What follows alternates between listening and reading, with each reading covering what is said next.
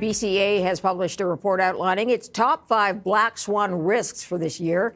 Let's go to Matt Gertken on it. He is the chief geopolitical and U.S. political strategist at BCA Research. Thanks for joining us today. Hey, thanks for having me, Marilla. Would you say the events are sort of possible but not probable? Yeah, that's the right way to frame this. In this case, we actually deviated from the past. Every year we publish 5 black swans, and we tend to focus on things that are not receiving a lot of media attention. But this year there's several prominent risks that are, larger than what you normally think of as a black swan, which is a small tail risk, maybe single-digit percentage chance of happening. This year, like the Iran issue is really blowing up. The potential for an oil shock is significant. And also there's a significant risk of a major military incident, either between Europe and Russia or China and Taiwan. Okay, so let's start with the collapse of an Iranian government. Walk me through the fallout of that. Well, the main thing with Iran is that while there are large-scale protests, they're not necessarily bigger than the social unrest that's happened over the past decade. But it combines with a political crisis looming over the transition away from the current leadership with Supreme Leader Ali Khamenei at 86 years old.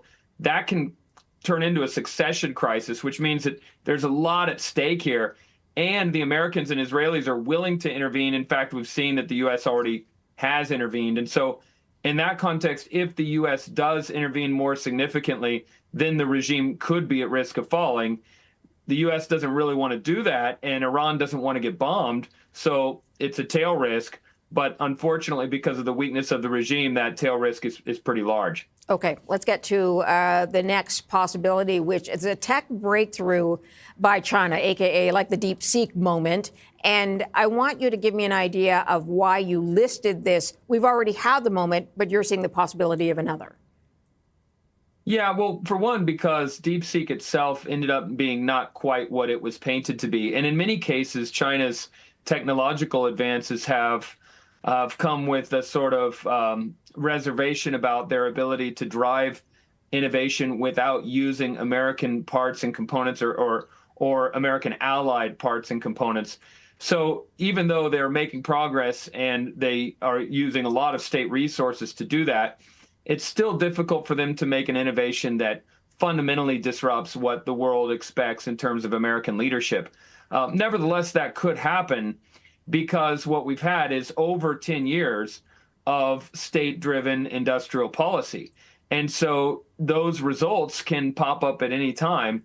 And if they're really powerful, for example, if they're used in an open source way, or if they affect manufacturing applications in a really significant way, they disrupt entire industries, like we've seen with electric vehicles. And if that happens in the AI space, it would be really momentous.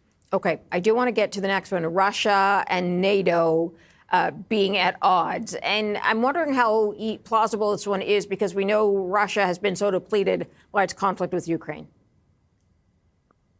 Well, the main issue there is that the United States is attempting to orchestrate this ceasefire, which does make strategic logic. And it does make sense for Russia as well to cut their enormous losses in blood and treasure. But of course, it is harmful to the Ukrainians because it requires everyone to sort of accept the current status quo on the ground, which means that Ukraine loses territory and will still be subject in future to Russian insults and interference. Meanwhile, the Europeans are concerned that there will not be a bulwark to prevent future Russian aggression. And so the issue is that the Russians can keep sort of provoking the Europeans to cajole them into a ceasefire. The Americans may not rise to Europe's defense very quickly.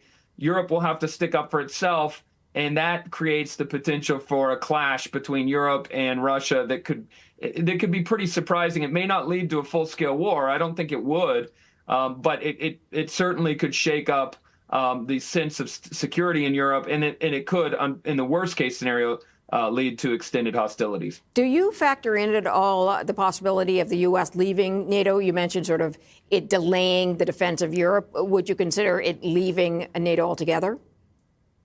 I mean, again, that would be a very low tail risk. Obviously, there's a lot of discussion about it. And I do think that if President Trump had been willing to use force to seize Greenland, that would have shattered the faith in the alliance.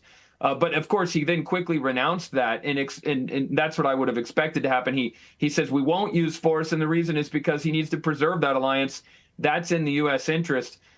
It's also illegal to leave NATO, so the Supreme Court and the Senate would fight the president on that issue, and the armed forces would not want to see their own influence. I mean, imagine the top brass in the United States losing the influence of having this gigantic alliance. Suddenly that alliance is broken up. They no longer have as much sway. So none of the institutional actors in the U.S. want that to happen. But what could happen would be the president, as the commander in chief, could delay and hesitate and shuffle around and effectively kill some of the spirit and some of the moral suasion behind the alliance. And that could cause irreparable harm, even if the alliance were pieced back together in the aftermath of the administration. Very quickly, how should investors hedge against this kind of event, or should they even?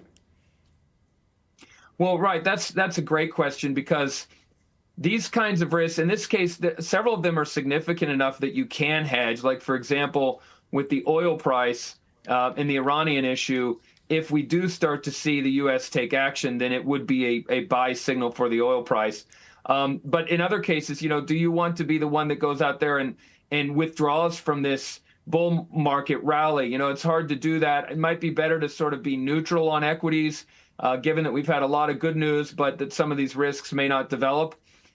Nevertheless, one important hedge, gold, has already skyrocketed so much that you have to think, well, if several of these issues actually transpire, like conflict between EU and NATO or conflict between China and Taiwan, then in fact, U.S. Treasuries would be pretty attractive.